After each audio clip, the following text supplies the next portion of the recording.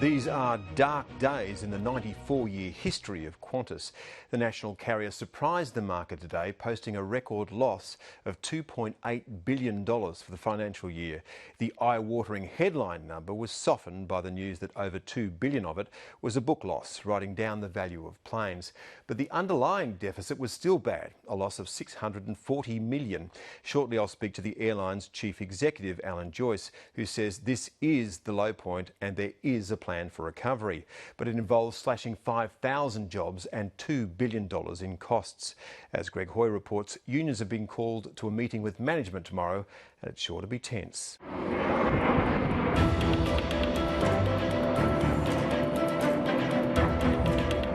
There's no doubt that today's numbers are confronting. Easily the worst loss on record. It's history-making time for Qantas in a bad way.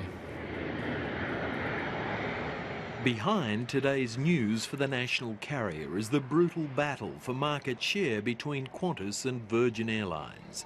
Both are now bleeding red ink as they flood the market with capacity, industry jargon for cheap seats.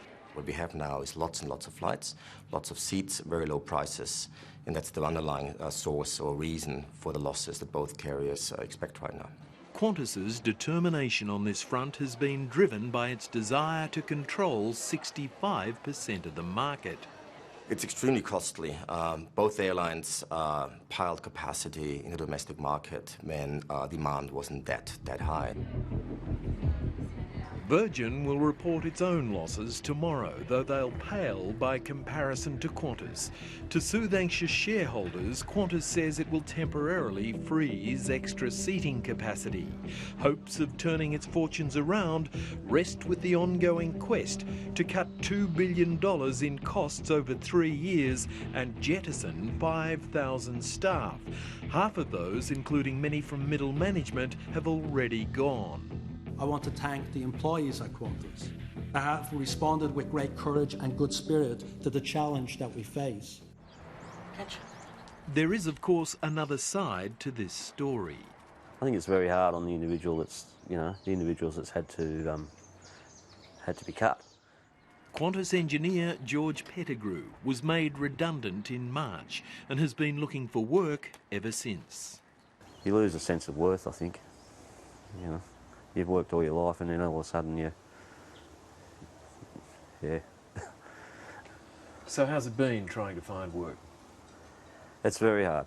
It's very hard. When you've got, as I say, 300 people that finished at the same time, so you've got all those people competing for the same work, and there's not a lot of engineering work out there. While Qantas says up to 300 engineers have gone in recent months, unions say in recent years 1,000 have been lost from maintenance centres around the country. Qantas is saying that the staff understand what is happening and why it has to happen, but I can tell you what, the staff themselves see things completely different. They're seeing a management team who are making very poor decisions. They've driven a highly profitable airline into one that's nothing more than a basket case. Welcome aboard this Air Middle-earth flight. The latest loss is certainly a serious embarrassment. By way of comparison, yesterday New Zealand's cheeky national carrier reported a $262 million net profit. So what's the difference?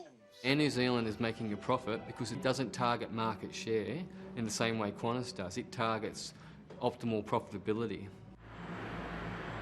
Qantas management says the worst has passed, and there are those who are supportive of its strategy. I think Alan Joyce and Gareth Evans are very, very able airline executives, and I think they should be let, pursue their strategy and make this a better airline again.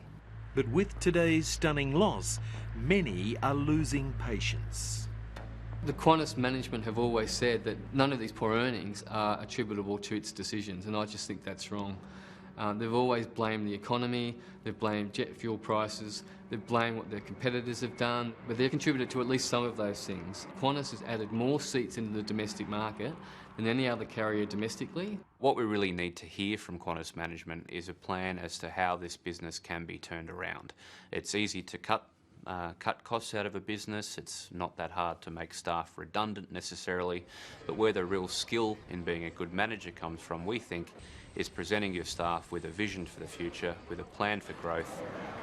As recently as March, Qantas Chief Executive Alan Joyce was repeating his mantra that whatever the cost, Qantas would fight to maintain its so-called line in the sand, a 65% share of the domestic market.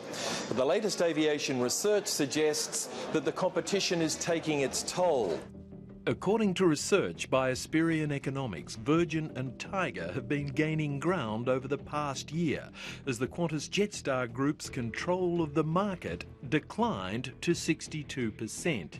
This will only fuel demands from long-time critics that after 6 years at the helm of Qantas, it's time for CEO Alan Joyce to go. When he arrived, the share price was $4.50. Today, it's under $1.40. The morale at Qantas can be easily restored if the CEO and chairperson stood down from their positions. I think the Qantas business needs a fresh set of eyes on it. I think that the current management, as hard as they've been trying, have just made some decisions that they probably regret.